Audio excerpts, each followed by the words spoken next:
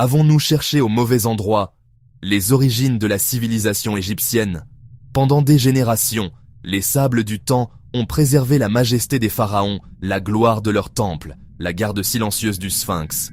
Pourtant, une question persistante et sensationnelle résonne: les dieux qui marchaient sur les rives du Nil n'étaient-ils pas des êtres sophistiqués venus d'au-delà de notre monde? Cette notion provocatrice suggère que les incroyables réalisations n'ont pas été nées de la sueur humaine, mais offertes par des visiteurs. C'est une histoire qui captive l'imagination.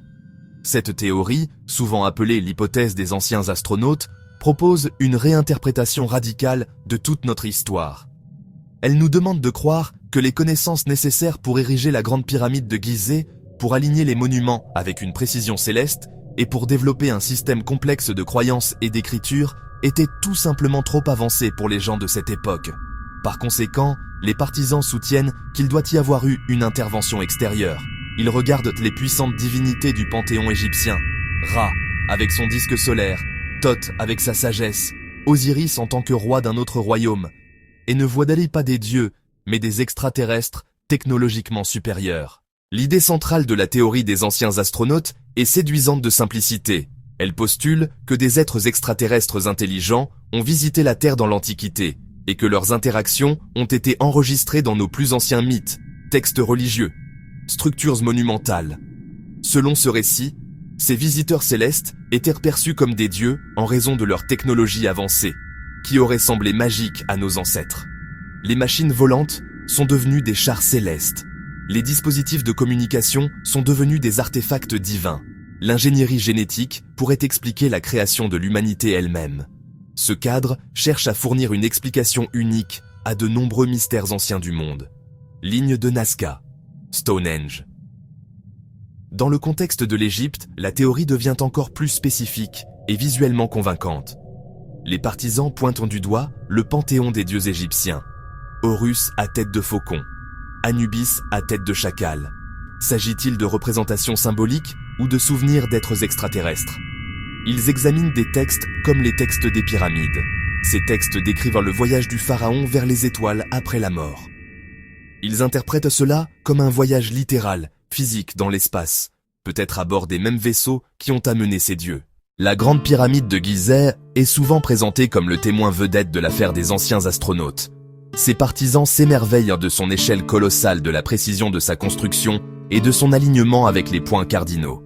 Ils affirment que les techniques nécessaires pour couper, transporter et placer plus de 2 millions de blocs de pierre, dont certains pèsent jusqu'à 80 tonnes, dépassèrent les capacités d'une société de l'âge du bronze. Ils soutiennent que les scies et les ciseaux en cuivre et en pierre n'auraient pas pu atteindre les fines tolérances observées dans la maçonnerie.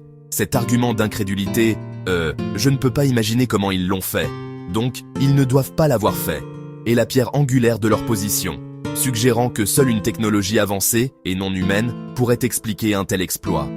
Ensuite, ils se tournent vers les murs des temples et des tombes, à la recherche d'anomalies dans les registres hiéroglyphiques. L'exemple le plus célèbre se trouve dans le temple de Séti Ier à Abydos, où une série de gravures sont censées représenter un hélicoptère, un sous-marin et un avion futuriste. Ces images sont présentées comme une preuve définitive que les anciens Égyptiens avaient vu la technologie moderne. De même, un relief du temple d'Hathor à Dendera est censé montrer une ampoule géante avec un filament et un cordon d'alimentation, connu sous le nom de lumière de Dendera. Ces interprétations sont offertes comme des preuves irréfutables, des preuves visuelles de connaissances avancées transmises par des mentors extraterrestres. Les dieux eux-mêmes sont également mis à contribution comme preuve. Les formes étranges et hybrides de divinités comme Thoth, Sekhmet et Sobek sont remises en question. Pourquoi une culture représenterait-elle ces êtres les plus puissants de cette manière? La théorie suggère qu'il ne s'agit pas de symboles, mais de portraits littéraux de différentes espèces extraterrestres. L'histoire d'Osiris, un roi qui a apporté la civilisation, a été assassiné puis ressuscité et réinterprété comme le récit d'un chef extraterrestre qui a été tué puis ramené à la vie grâce à une technologie médicale avancée. Enfin, il y a l'argument des connaissances anciennes. Année solaire, puis vers Orion et Sirius, une feuille de triche cosmique offerte par des voyageurs. Cette vision ignore commodement les millénaires d'observations patientes des cieux évidents dans chaque culture ancienne. Maintenant, Passons de la spéculation au sol sous nos pieds, au monde tangible des preuves archéologiques. Pour chaque question posée par les théoriciens des anciens astronautes, nous avons trouvé de vraies réponses humaines enfouies dans le sable. En ce qui concerne la construction des pyramides, nous n'avons pas trouvé de découpeuse laser ni de dispositif anti-gravité. Au lieu de cela, nous avons trouvé les outils des bâtisseurs, ciseaux en cuivre, marteaux en dolérite dure, maillets en bois et des restes de cordes. Nous avons découvert les carrières où les pierres étaient entaillées, avec des blocs inachevés encore attachés au substrat rocheux, montrant les marques des mêmes outils que nous avons dans nos musées. Nous savons qu'ils utilisaient ces outils efficacement.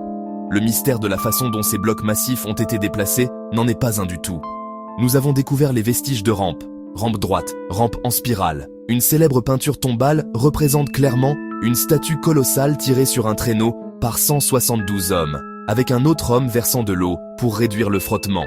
Une technique simple mais brillante, vérifiée par des physiciens modernes. De plus, nous avons excavé le village des ouvriers près de Gizeh. Ce n'était pas un camp d'esclaves, mais une communauté très organisée, avec des boulangeries, des brasseries et des installations médicales, abritant les ouvriers égyptiens qualifiés qui ont construit ces monuments. Nous avons également trouvé les plans. La découverte la plus incroyable est le journal de Merer, un journal de bord vieux de 4500 ans. Il décrit le transport de blocs de Toura par bateau le long du Nil et un système de canaux. Ce n'est pas un témoignage d'une rencontre extraterrestre, c'est un rapport de gestion de projet du monde antique. Les preuves sont accablantes et cohérentes, montrant une progression claire des connaissances en ingénierie. L'affirmation selon laquelle les hiéroglyphes représentent des hélicoptères et des sous-marins est l'une des preuves les plus facilement réfutables. La célèbre gravure n'est pas une prophétie de la technologie future, mais un simple cas de palimpseste. Les titres de Séti Ier regravés par Ramsès II. L'érosion a fusionné deux couches de signes. Les égyptologues lisent aisément les inscriptions originales et ultérieures. C'est un tour de passe-passe, pas une vision du futur. De même, la lumière de Dendera n'est pas une ampoule. C'est un mythe de création. Le serpent émerge du lotus. L'ampoule est le ventre de Nout. Le cordon est la tige. Le support est un pilier de Djed. La colonne vertébrale d'Osiris, symbole de stabilité. Voir une ampoule, c'est imposer notre monde moderne. Les formes hybrides des dieux ne sont pas des preuves de visiteurs extraterrestres. C'est une convention artistique, un langage symbolique puissant. Le faucon évoque soleil et royauté. Horus. Le chacal, les nécropoles, Anubis.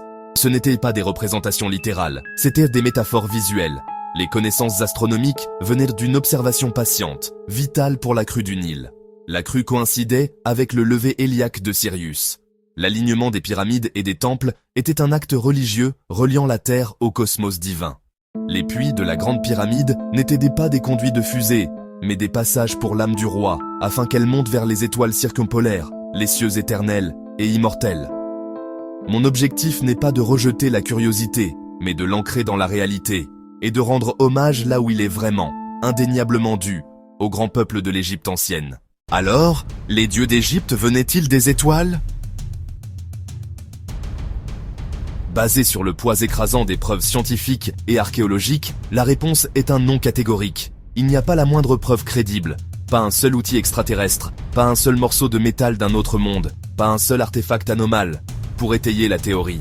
Ce que nous avons à la place est une montagne de preuves qui pointe vers une vérité bien plus magnifique, le génie du peuple égyptien lui-même. La théorie est une fiction divertissante, mais elle n'a pas sa place dans l'étude sérieuse de l'histoire. La Grande Pyramide est étonnante parce qu'elle a été construite par des humains avec du cuivre, de la pierre, du bois, de l'eau, et une organisation et des mathématiques remarquables. Les hiéroglyphes ne sont pas des codes sur des vaisseaux spatiaux, c'est une langue belle et complexe qui ouvre une fenêtre sur l'esprit et la vie quotidienne. Les dieux n'étaient pas des astronautes, ils étaient les créations profondes d'une culture cherchant sa place dans le cosmos. Attribuer ces accomplissements à des visiteurs mystérieux, c'est un manque d'imagination. Mon travail est de donner une voix à ceux qui ont bâti cette civilisation, montrer leur habileté, leur art, leur foi et leur humanité. Les preuves prouvent qu'ils n'avaient pas besoin d'aide des étoiles. Ils ont regardé le ciel pour s'inspirer, puis ont bâti de leurs propres mains. La véritable histoire de l'Égypte ancienne est plus inspirante que n'importe quelle fantaisie, un témoignage du potentiel humain. L'héritage des pharaons est une réalisation humaine à célébrer pour toujours. La magie de l'Égypte est la magie de l'humanité elle-même.